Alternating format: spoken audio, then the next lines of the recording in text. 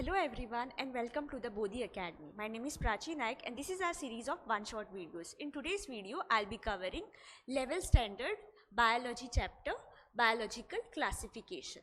Okay, so let's begin. So this is the part 1 of this video. Okay, so in today's video, I'll be covering the topics meaning and need of classification, early systems of classification, 2 kingdom classification system, 5 kingdom classification system, then kingdom Monera and kingdom Protista. Okay, so first we'll start with the basic definition of meaning what is classification. Okay, so classification, it is basically arranging organisms into groups based on their similarities and differences. Okay, meaning if there are many organisms, there are millions of organisms around us, right, and studying each one of them separately is not possible. So we need to arrange them in a proper order to study them. So scientists have classified all the organisms systematically to study them. Okay, then why do we need classification now? For example, if you go in a library, okay, and the books are arranged over there without proper order, okay, so what will happen? It will be very confusing for you, right, to like get your book, whatever book you want. It will be very confusing, but if it was arranged systematically, you would have got your book easily, right? So classification is very important to us to study easy study of the organisms, right? Then understanding similarities and the differences of the organism, then identifying organisms correctly and understanding evolution and relationships. Okay, now what is evolutionary relationships? It is like how the which organisms are more closely related to each other based on their origin and their development over a period of time. For example, humans and monkeys, okay, they have a evolutionary relationship because they have a common ancestor and they have many similarities among them. So one example is that. Then okay, now the basic introduction. Okay, now classification has been happening since civilization. Okay, it is a very old concept. Okay, it is not only now that we are classifying things, but it is a very old concept. So since ancient times, humans have tried to classify organisms. Okay, and it was not scientific classification. So people used to classify the organisms based on their daily needs. For example, the organisms which they use for eating, for food, then the organisms which they use for like their shelter, then the organisms which they use for clothing. So like that they used to classify the organism. Okay, proper scientific criteria was not used in the beginning. Okay, so it was just based on their needs. Then the first scientist which came was Aristotle. Okay, so he tried to classify the organism in a scientific way. Okay, so first scientist was Aristotle. So Aristotle gave 2 kingdom system of classification. Okay, so Aristotle, he gave 2 kingdom system of classification, and he classified the organisms, he classified plants based on their morphological characters. Okay, so he classified plants into trees, shrubs and herbs. Okay, and he also divided animals into 2 groups based on if they have blood, red blood or not. Okay, so Aristotle, he was the earliest scientist who classified the organisms with a more scientific basis. Okay, and he classified plants into trees, shrubs and herbs based on their morphological characters, and animals based on either if they had red blood or not. Okay, then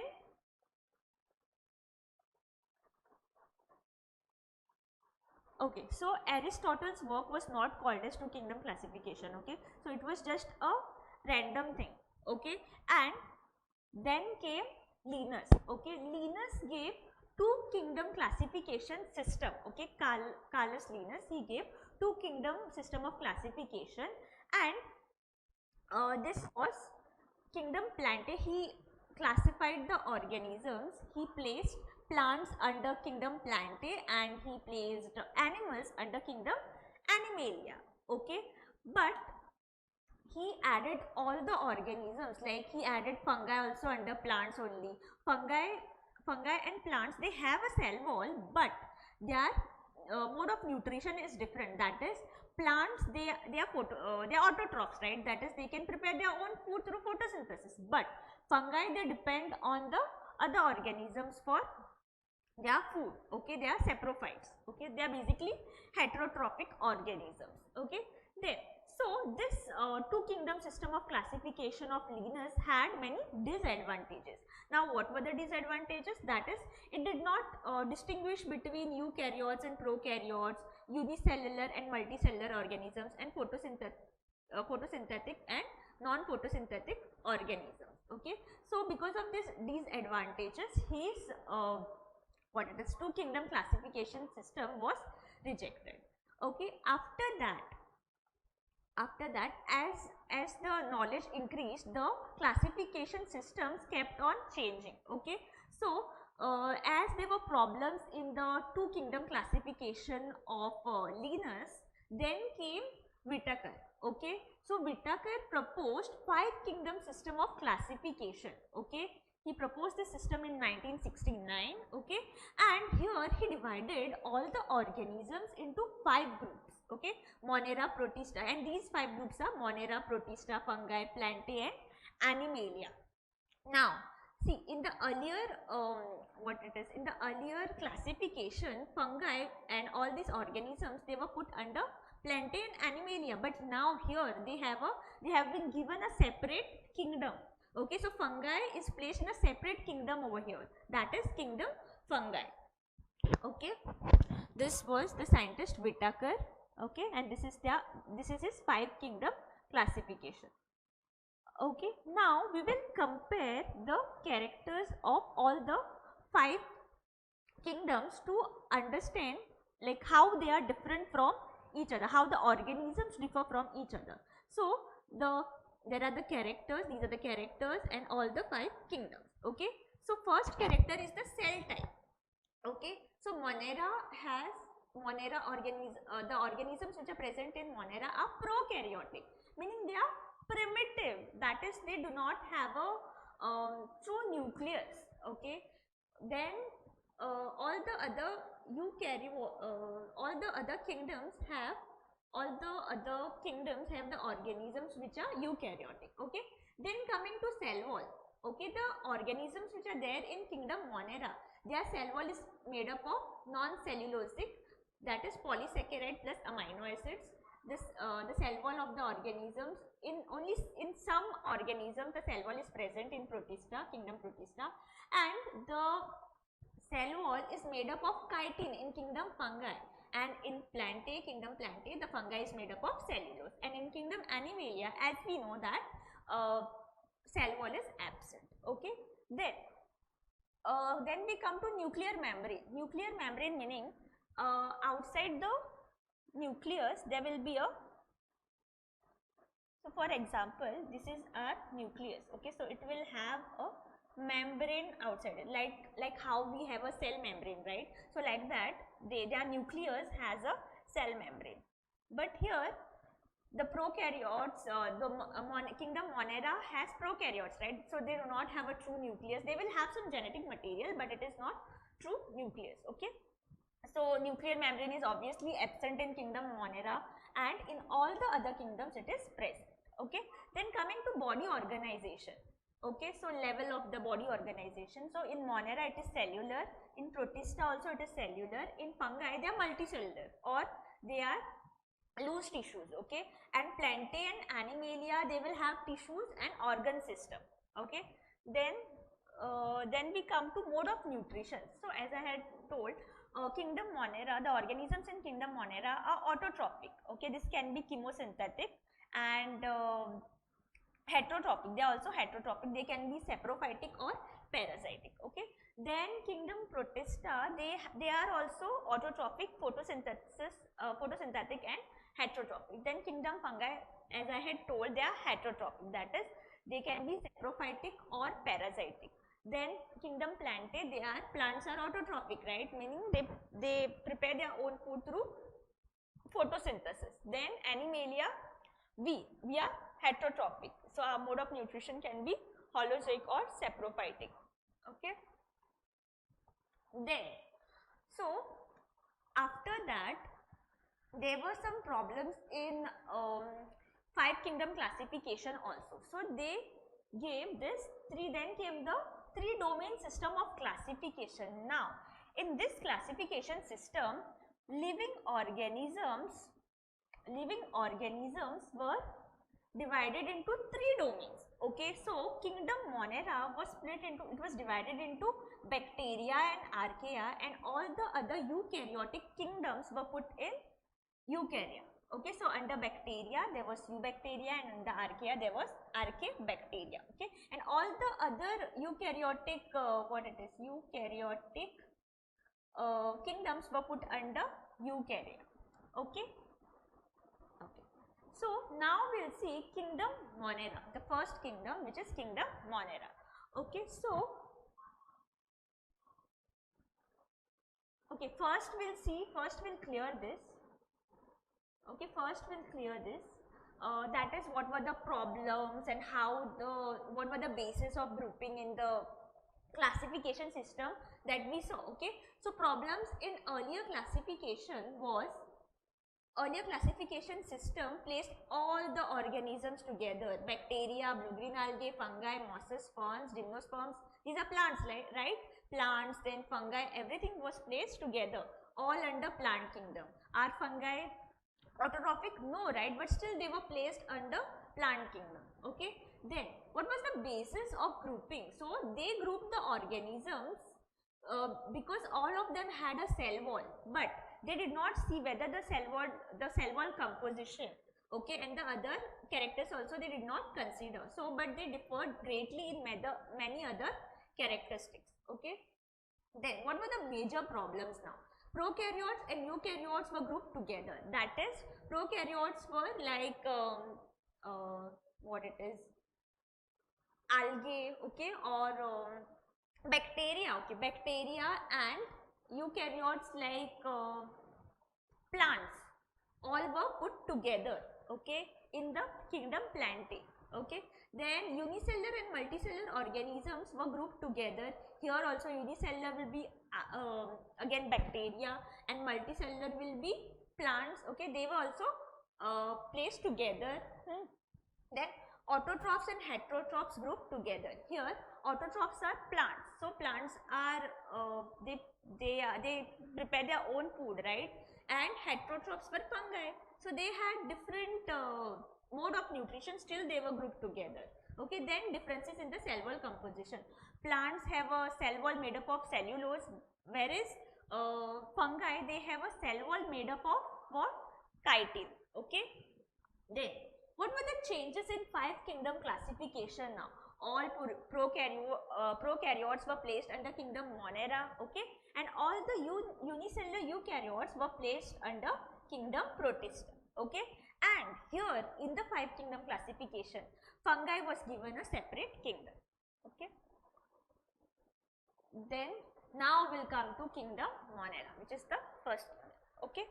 So here the most of the members of kingdom Monera are bacteria, okay, and they are most abundant microorganisms on earth, meaning they are like many, they are found everywhere, okay, they are almost found everywhere, okay. Now first we will see the habitat of the bacteria, meaning where they live, okay. So they are present in soil. If you take a handful of soil, there will be many organisms. If you make a solution of that and see under a microscope, then you can see different bacteria, okay, in that.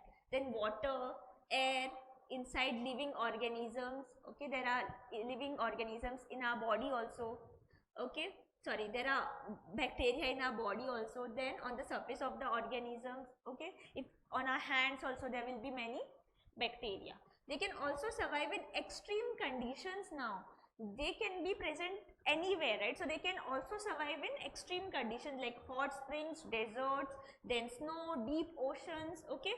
And some bacteria, they live in the organisms like parasites, like harming the organism and taking nutrition from them, okay. Then bacteria, based on the mode of their nutrition, one is autotrophic, that is they prepare their own food, okay, through photosynthesis, okay, and chemosynthetic autotrophs, meaning here they will use the what it is, chemicals, okay, like ammonia and all, and then they will convert it into they will use inorganic substances and make their food, okay, and the energy which is released, it will be used for ATP production, okay. Then heterotrophic bacteria, here they depend on other organisms, okay. So here when I said they are photosynthetic autotrophs, here they will have chlorophyll pigment, okay, and then only they will be able to perform photosynthesis. Then heterotrophic bacteria, they depend on other organisms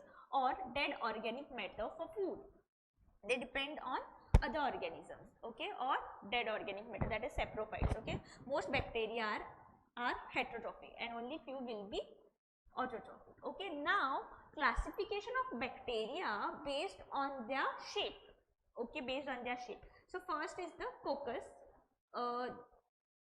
that is this is in singular, okay. Coccus is singular and cocci is plural. So spherical, these are coccus are spherical, see here, you can see here, round or cocci, okay. These are what it is, spherical.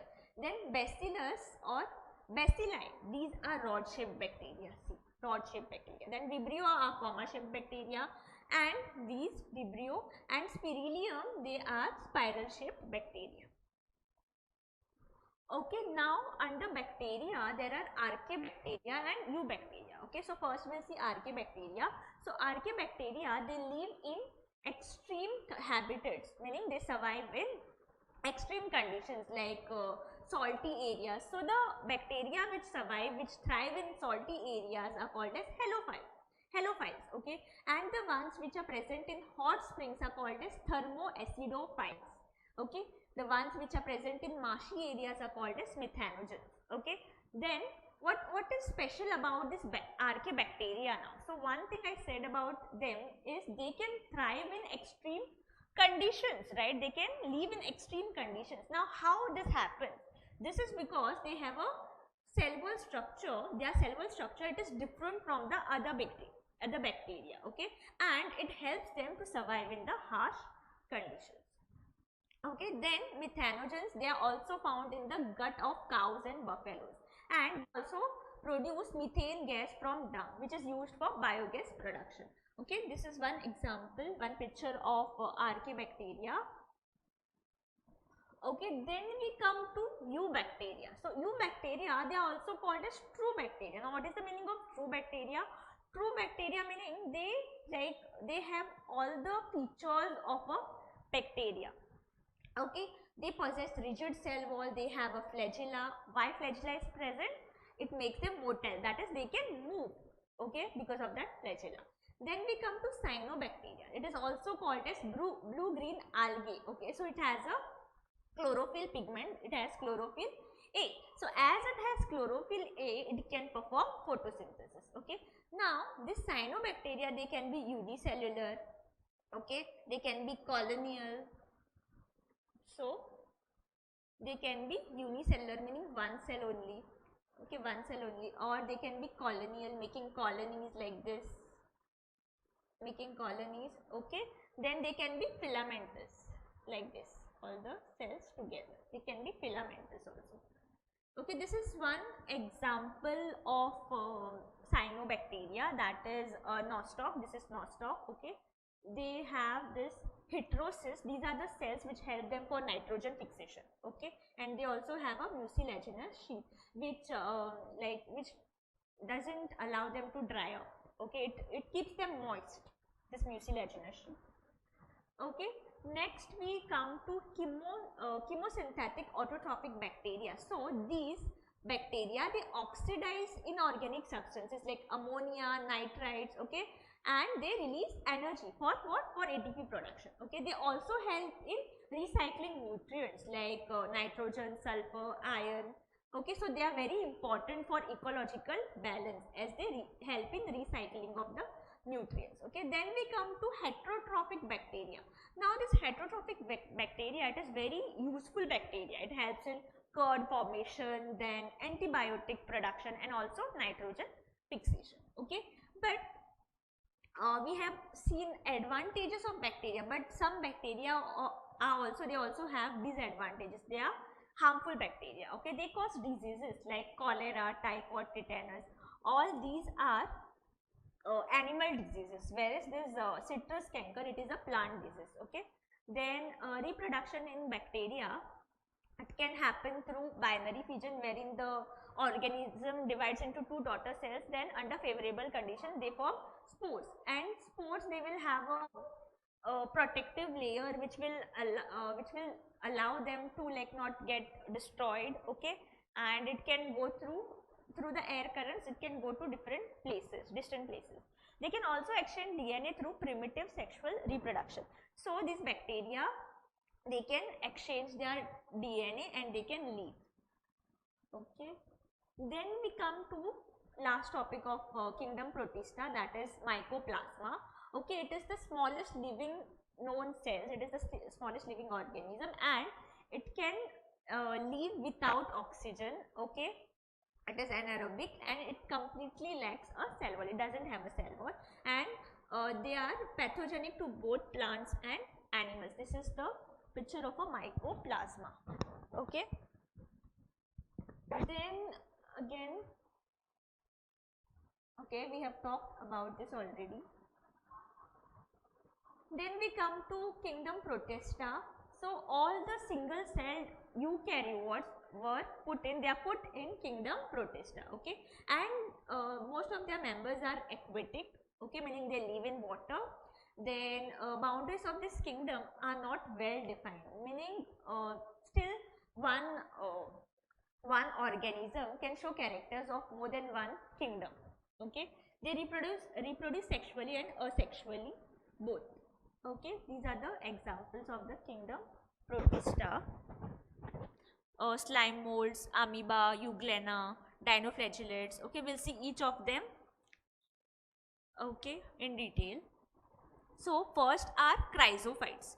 First are what? First are chrysophytes. So they will include diatoms and golden algae. Okay, which are golden algae are also called as plasmids. Okay, so these are microscopic and they float passively in water currents, meaning they go along with the flow of the water current. They do not push themselves to like go there, they just go with the flow of the water currents. Okay, most of them are photosynthetic, meaning they have a chlorophyll and they can prepare their own food. Their cell wall has silica and thus they are indestructible.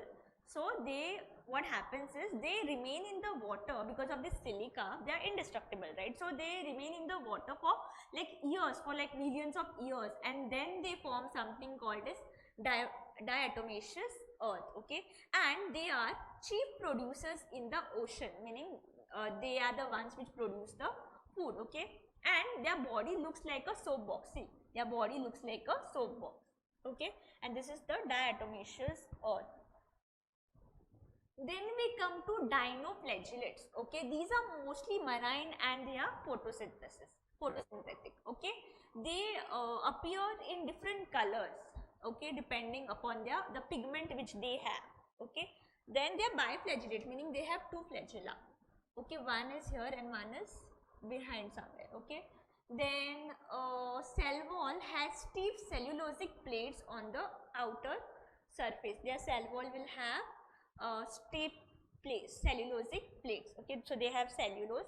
They are responsible for red tides, meaning what happens is in the ocean they multiply rapidly. Okay, and they just spread, making the ocean look red in color. Okay, so that is why it is called as red tides. And they also release toxins.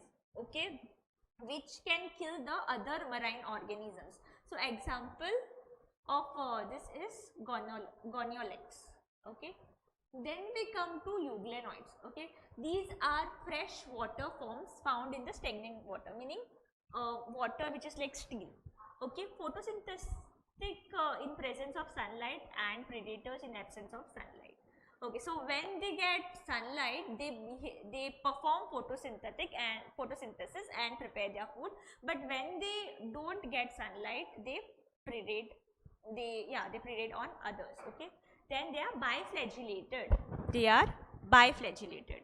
Okay, meaning they have two flagella. Okay, one they have short flagella and the other one is a long flagella.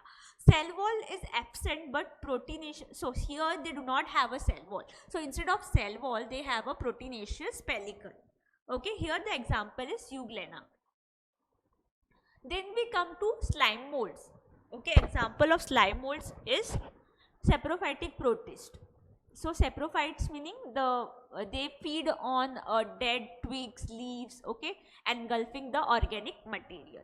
Then under favorable condition they form plasmodium. This is the plasmodium, okay, and under unfavorable conditions they form fruiting bodies. Spores have true walls resistant to adverse condition and dispersed by air currents. So here their spores will have walls to walls, and also they are very resistant, meaning they will not get damaged even in the harsh conditions, even in the extreme conditions they will be as it is. Okay, then and they disperse, they go from one place to another through the air currents, through air. Then there are protozoans. Okay, these are heterotrophs, and meaning they depend on others for food and believed to be primitive relatives of animals.